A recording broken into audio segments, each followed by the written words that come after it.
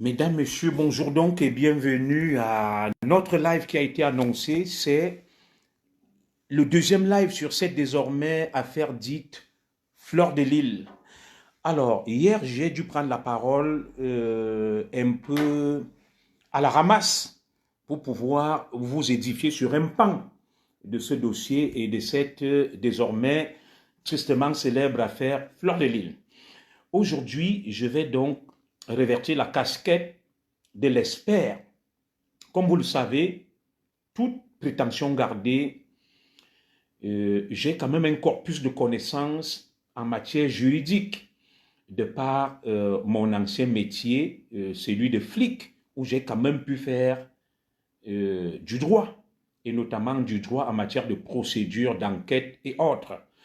Et du fait aussi de ma formation universitaire, je suis quand même titulaire d'un master en droit. J'ai pris le temps d'écouter, d'appeler des experts, de m'informer, de me renseigner. Je vous avais déjà donné quelques esquisses de cette désormais affaire. Hier, comme ça, à la hussarde, je sortais de mon bureau.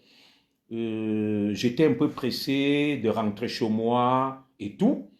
Je vous ai parlé d'un pan de l'affaire avec une connotation politique. Ce matin, mesdames et messieurs, nous revenons donc sur l'affaire Fleur de Lille. Nous revenons sur cette affaire, non pas parce que je m'érige en Robin de Bois ou en justicier. Bonjour à vous tous, je n'ai pas le temps de vous saluer nommément. Je salue comme ça toutes les bonnes âmes qui se sont mobilisées pour que triomphe la justice. Comme nous aimons le dire, nous n'avons pas la prétention de nous substituer à l'appareil judiciaire du Cameroun que nous respectons. Toutefois, il y a un nouvel outil qu'on appelle les réseaux sociaux. Avec les réseaux sociaux, ça permet de rééquilibrer la balance. La justice doit faire son travail librement. Nous l'avons dit et nous n'avons de cesse de le rappeler. Je suis respectueux des institutions.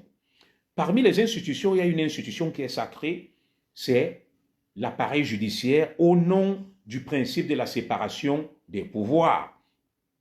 Si cher à Montesquieu, l'exécutif, le législatif, le judiciaire. Mais lorsqu'une affaire devient une espèce de tambouille politique, une espèce de melting pot où tout s'y mêle, nous sommes obligés de démêler les chevaux. Nous sommes obligés d'éclairer les lanternes, d'intervenir afin d'éviter que ne s'installe la confusion. Avec donc tout le respect que je dois aux institutions camerounaises et à l'institution des institutions qu'est la justice, je suis obligé ce matin de revêtir à nouveau ma casquette de guide, d'éclaireur, de lanceur d'alerte pour pouvoir édifier les uns et les autres sur cette tristement célèbre affaire.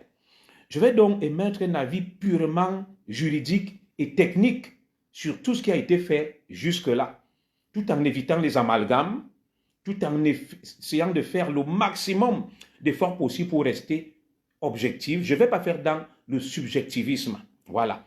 Les faits et rien que les faits, une analyse froide de la procédure au jour où nous en sommes arrivés. Alors, beaucoup se sont levés pour livrer en pâture ma coordonnatrice, Madame Guylaine Chapuis, qu'elle s'affichait, qu'elle devait faire montre d'un peu de réserve pour pouvoir garantir, n'est-ce pas, la défense des intérêts des droits de Fleur de Lille. Je suis donc obligé de sortir, non pas pour prendre sa défense, mais pour éclairer sa démarche. Guylaine Chapuis a beaucoup fait dans ce dossier. C'est une âme charitable. Je ne vais pas vous révéler les dessous, parce que nous gardons nos parents, je ne parlerai même pas de parents et marraines entre guillemets, mais nous gardons, n'est-ce pas, les patriotes dans l'ombre pour les protéger. On ne vend pas ses sources. Donc, Guylaine Chapuis a beaucoup fait. Elle a beaucoup fait dans cette affaire. Elle n'est pas obligée de rentrer dans les détails. Alors, elle n'a pas besoin de cette affaire pour avoir la notoriété ou pour se faire voir. J'ai pu échanger avec tous les acteurs. Donc, désormais, Guylaine Chapuis va agir dans l'ombre. Vous ne pouvez pas la livrer en pâture. Vous ne pouvez pas la lyncher parce que ce qu'elle a fait j'ai pu échanger avec elle et avec d'autres qui m'ont confirmé ce qu'elle a fait. Les réseaux sociaux sont ingrats. Vous savez, des gens parlent beaucoup. Voilà notre compatriote, la MAF aux fleurs de l'île, en difficulté. Personne ne vient à son secours. Mais vous êtes là à faire des commentaires sur Facebook, à lyncher les gens, à les lapider, à les laminer, alors que ces gens se donnent à fond dans cette affaire de manière désintéressée. Donc, je vais peut-être prendre le relais de cette communication pour mieux vous éclairer, peut-être parce que ma coordonnatrice Guylaine Chapuis est une femme très intelligente, très brillante, mais elle n'a peut-être pas les termes techniques exacts, n'étant pas juriste, mais femme politicienne, femme de réseau. Et je vous confirme ici que Guylaine Chapuis a abattu un travail formidable avec le collège des avocats qui a été commis pour la défense des intérêts de notre sœur. Avant donc d'aborder le vif du sujet, pour vous retracer la chronologie des faits et l'état technique du dossier de la procédure, où est-ce que nous en sommes? Je tenais d'abord à lever donc cet équivoque-là. Et je ne viens pas ici pour livrer également en pâture une autorité du Cameroun, notamment un certain procureur, le procureur Ncham, qui désormais se présente comme étant la tête des Turcs. J'invite les abeilles au calme, à la retenue. La justice fait son travail et je tiens à vous rassurer que tout est prêt pour que Fleur de Lys soit libérée. C'est qu'une question de procédure, c'est une question d'heure. Et dans les prochaines heures même, Fleur de Lys va retrouver et recouvrer sa liberté. Je suis en capacité de vous le confirmer au moment où je prends la parole à 10h38, heure de France, 9h38 à Ekalanminkoul, mon village natal, 9h38 à Kokoué, le village de Fleur de Lys. Je vais donc expliquer techniquement ce qui a été fait et qu'est-ce qui coince, pourquoi on en est là. Mais rassurez-vous, sur le plan administratif, judiciaire, tout est prêt. Peut-être nous sommes le week-end, je vous réaffirme et confirme ici, sauf comme le Cameroun, c'est le Cameroun, que Fleur de Lys ne tardera pas à recouvrer sa liberté dans les prochaines minutes, dans les prochaines heures. Nous avons tous les documents administratifs qu'il faut pour que notre MAFO sorte de cette merde où on l'a plongé. Alors, avant donc d'en arriver là, mesdames et messieurs, je vais vous dire une chose. Le pays n'appartient à aucun clan. On ne peut pas se lever parce qu'on estime qu'on est boulot et qu'on est intouchable et qu'on va faire ce qu'on veut. Ce message personnel, je l'adresse au procureur Ncham. Mon procureur, ce n'est pas parce que vous êtes boulot que vous allez penser que tout vous est permis et qu'une décision rendue par le président d'un tribunal, parce que le parquet est là pour exécuter les décisions du juge. Parce qu'il faut expliquer aux profanes qu'en matière judiciaire, il y a ce qu'on appelle le juge du siège, qui est le magistrat, le président du tribunal, c'est le patron, c'est lui qui statue, qui décide, qui prend les décisions.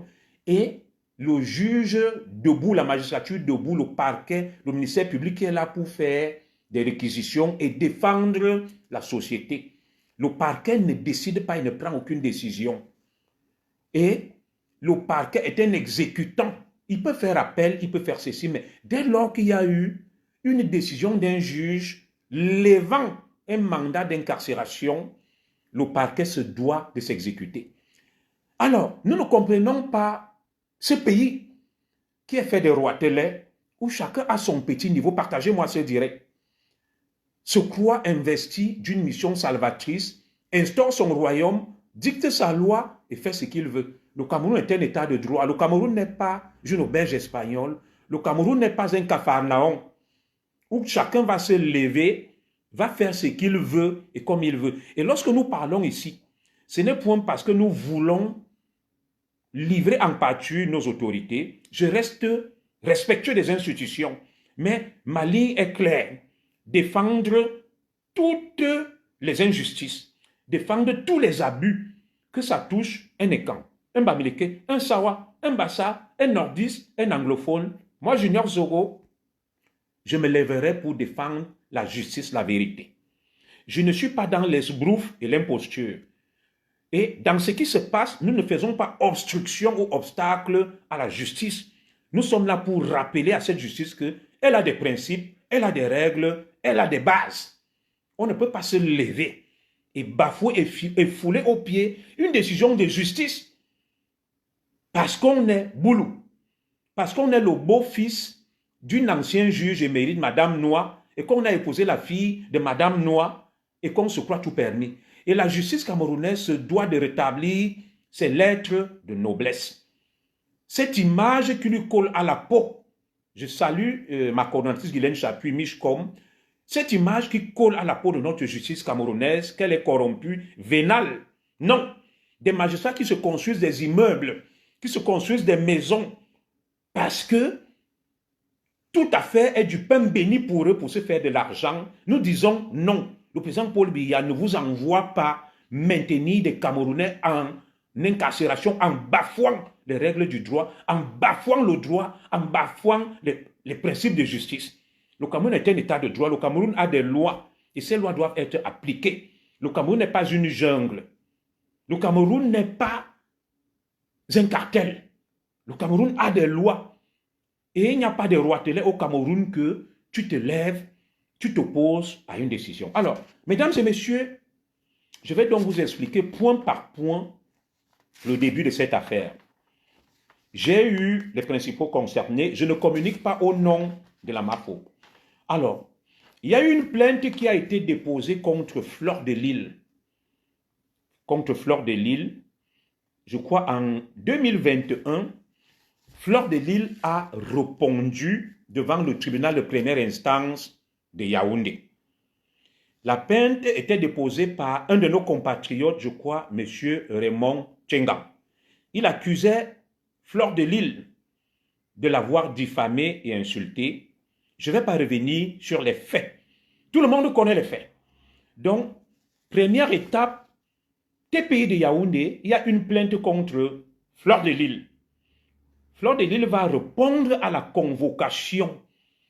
Elle va déférer à la convocation qui lui a été décernée à la suite d'une plainte déposée par notre compatriote, ce qui s'est constitué partie civile. Comme vous le savez, en matière pénale, c'est l'État qui accuse et la victime, le plaignant, se constitue toujours partie civile. Alors, Fleur de Lille a répondu à cette convocation. Et une fois qu'elle s'est présentée là-bas, le parquet a maintenu Fleur de Lille et a exigé une libération sous caution. Fleur de Lille, il y a donc une décision qui a été rendue par le TPI de Yaoundé en 2021, condamnant Fleur de Lille à une peine, je dis bien peine pécuniaire, à une amende de 10 millions de francs CFA et à une peine avec sursis de 6 mois.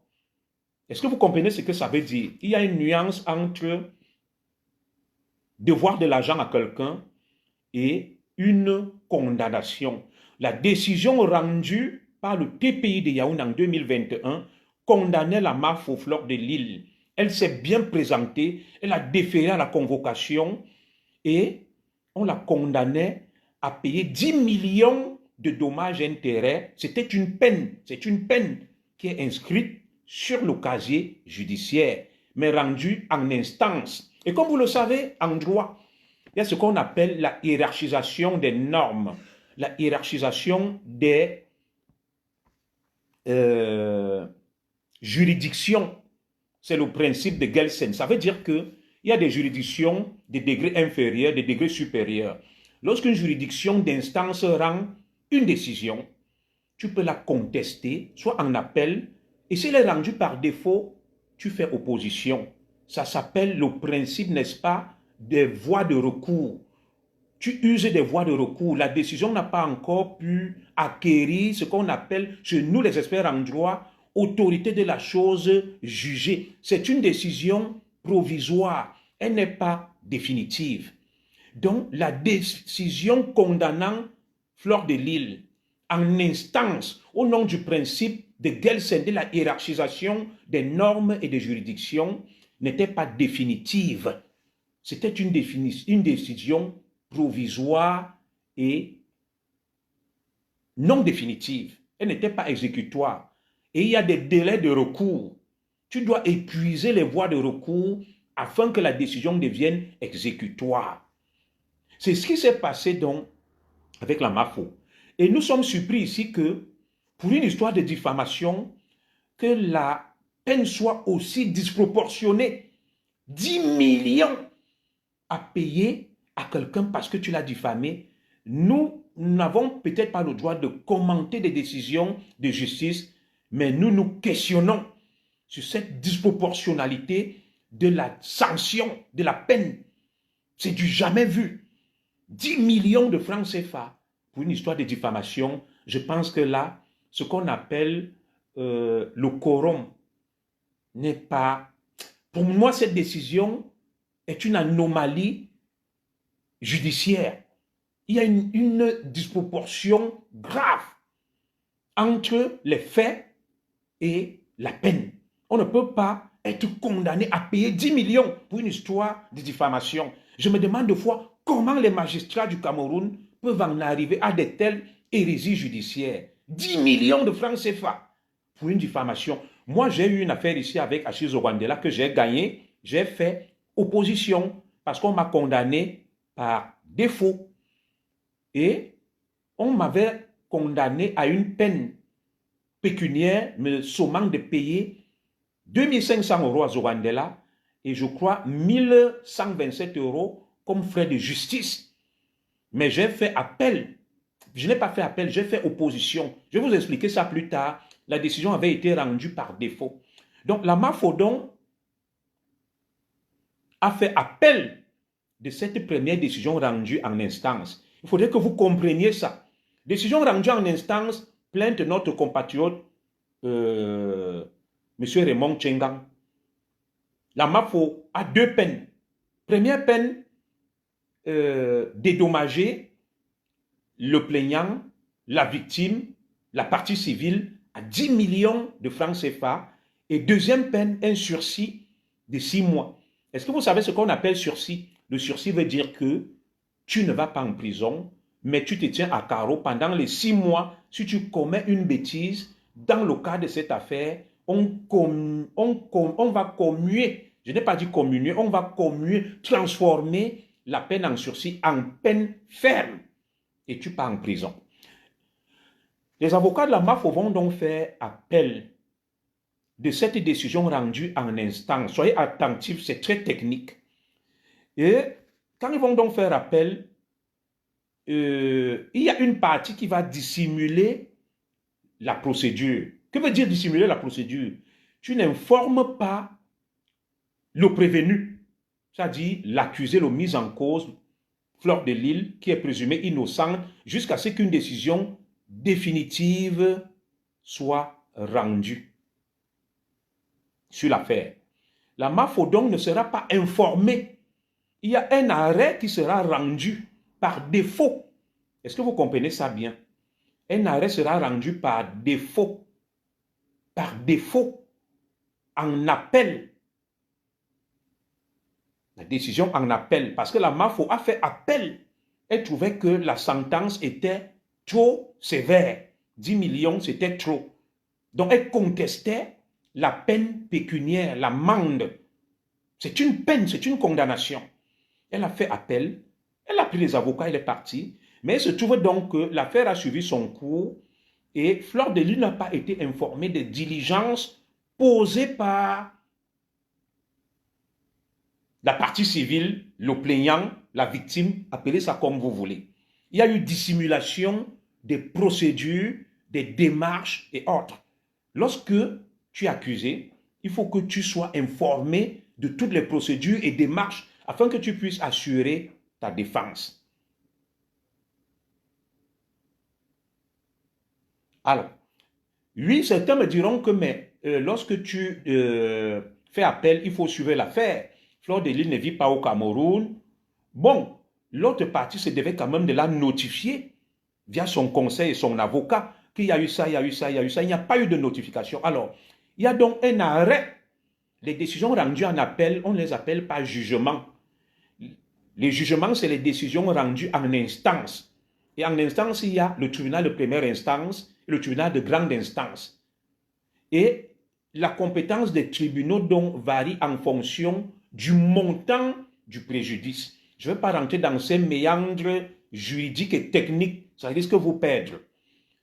Vous avez donc compris que, première affaire plainte, au TPI, il y a un jugement qui est défavorable à Fleur de Lille.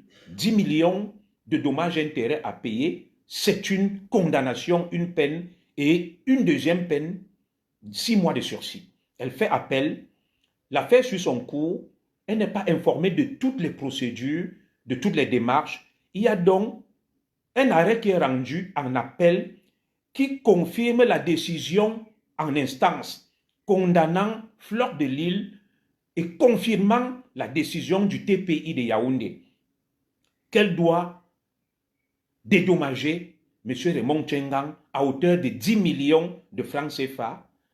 Et maintenant, je crois, la condamnation avait sursis. Mais elle a plus contesté la peine pécuniaire de 10 millions.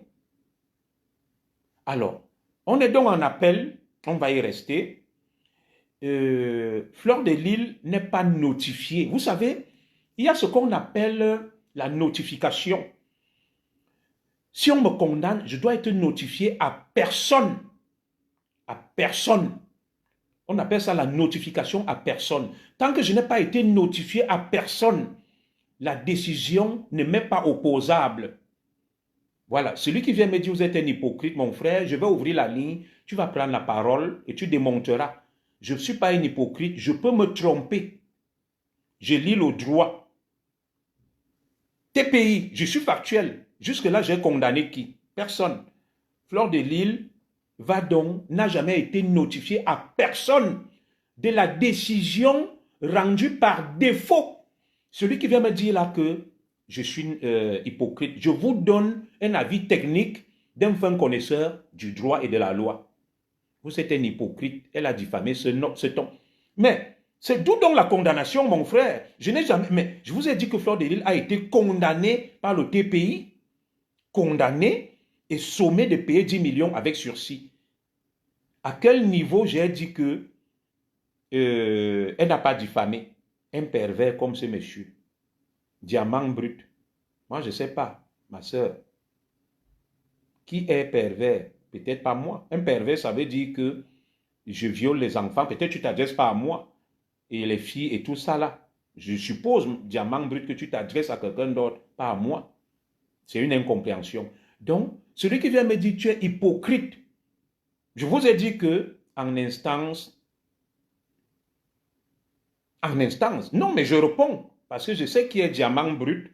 C'est ma soeur que je connais qui me dit pervers. Un pervers veut dire quelqu'un qui commet des actes odieux. Cet homme ne se respecte pas par réseaux sociaux. Il n'a rien. Voilà. Je lui répondrai après, je garde ça. Voilà. Donc, celui qui vient me dire tu es un hypocrite, un pervers narcissique, pro max. Ah, on s'adresse à quelqu'un d'autre. Il n'y a pas d'insulte. N'insultons personne. Écoutons le droit, après on va ouvrir la ligne. Vous allez appeler, vous allez intervenir. Alors, est-ce que jusque-là, vous n'avez pas perdu le fil? Plainte, TPI, Fleur de Lille est condamnée, mais elle est présumée innocente.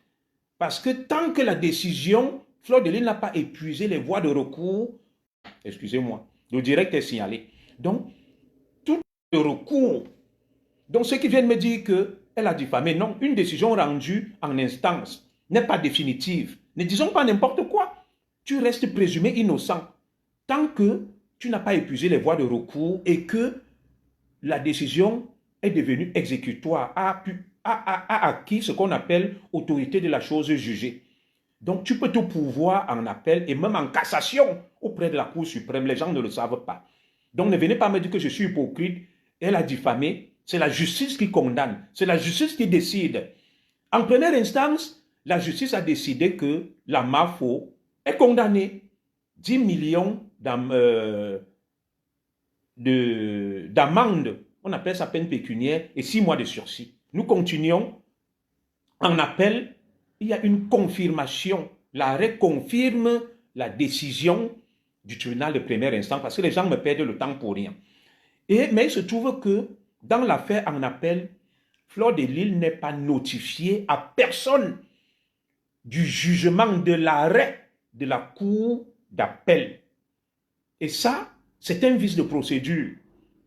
On me condamne, je dois être informé et notifié afin que je puisse... Il y a ce qu'on appelle les voies de recours, les délais de prescription pour que tu ne sois pas forclos. Voilà. Lorsqu'une décision est rendue, il y a des délais. Et si tu n'agis pas dans ces délais, tu n'es plus dans ton droit. Tu ne peux plus extraire quelqu'un en justice. Tu es forclos. C'est la forclusion, la décision devient forclose. Tu ne peux plus l'attaquer. Ça s'appelle des règles de forme en droit. Alors, vous vous souvenez que, je vais un peu parler de moi est haïssable. Dans l'affaire m'opposant donc à Achille Zogo Andela,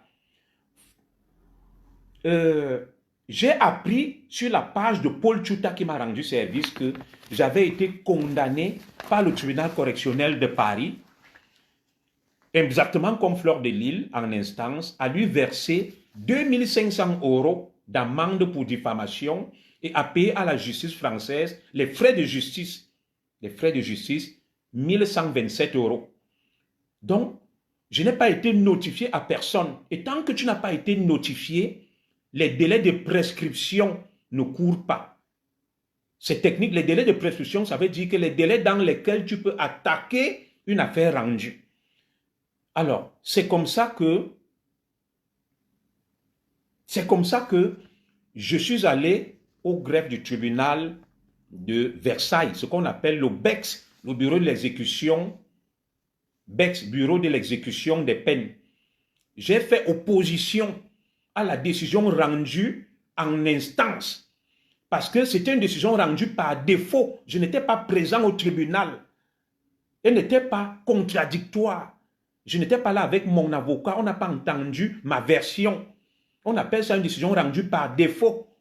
J'ai fait opposition. Donc, quand une décision est rendue par défaut, tu fais opposition. Ça ne s'appelle pas appel. Tu fais opposition. Fleur de Lille a fait appel à la décision du TPI. Maintenant, la décision rendue en appel était par défaut. Elle n'a pas été informée de l'audience. Elle n'était pas là. Elle n'était pas là. Alors, du coup, n'ayant pas été notifié à personne de cette décision, et d'ailleurs, pour mon affaire face à Achille Zogo Andela, j'ai fini par gagner le procès. J'ai gagné le procès en opposition, pas en appel. L'opposition veut dire quoi? Lorsque tu es condamné sur une affaire, par défaut, tu n'es pas présent, tu n'as pas été informé. Ceux qui viennent me dire là que ces avocats, pourquoi donc la justice a condamné Fleur de Lille par défaut? Par défaut veut dire que tu n'as pas été informé, tu n'as pas eu le droit de te défendre avec tes avocats. Ce n'est pas moi, c'est la décision rendue, l'arrêt rendu par la cour d'appel, par défaut. Oui, j'ai les décisions là avec moi, j'ai le dossier. J'ai le dossier. Je ne suis pas en train de discuter avec vous, je vous informe. Celui qui n'est pas content, il achète les cordes chauffe au cou, il se pend. Voilà. Moi, je ne m'adresse pas aux obscurantistes et analphabètes. On parle du droit de la science. Voilà. La science dit que si tu n'es pas présent à une audience, tu es condamné par défaut et tu peux faire opposition. Dans l'affaire m'opposant à Achille Zogo Andela, me condamnant par défaut, j'ai fait opposition et j'ai fini par gagner. On a repris le jugement à 0. Je vais vous dire où est Fleur de Lille actuellement. Vous êtes des écorchés vifs, des fous furieux. Sur de Lille, il y a eu une décision administrative de lever l'écrou de Fleur de Lille. Prenez votre mal en patience et les avocats sont en train donc d'aller là à Kondengui présenter cette décision administrative de lever l'écrou. Fleur de Lille, je vous dis, va sortir. Vous êtes des fous furieux. Vous parlez pour rien. Il y a trop de fanatiques, d'ignorants, d'obscurantistes. Alors, la décision me concernant donc, j'ai fait opposition et j'ai fini par gagner Achille Zogo Andela. Alors qu'on m'avait condamné par défaut. Voilà. Et ceux qui viennent donc me dire que, oui, où étaient ces avocats? Ça ne nous regarde pas. Ça ne nous regarde pas parce que la cour d'appel a tranché par défaut. Elle n'a pas tranché par contradictoire. Elle a tranché par défaut. Défaut veut dire qu'il y a une partie qui n'est pas là. Il y a une partie qui n'est pas là. Voilà. Et on ne l'a pas écouté.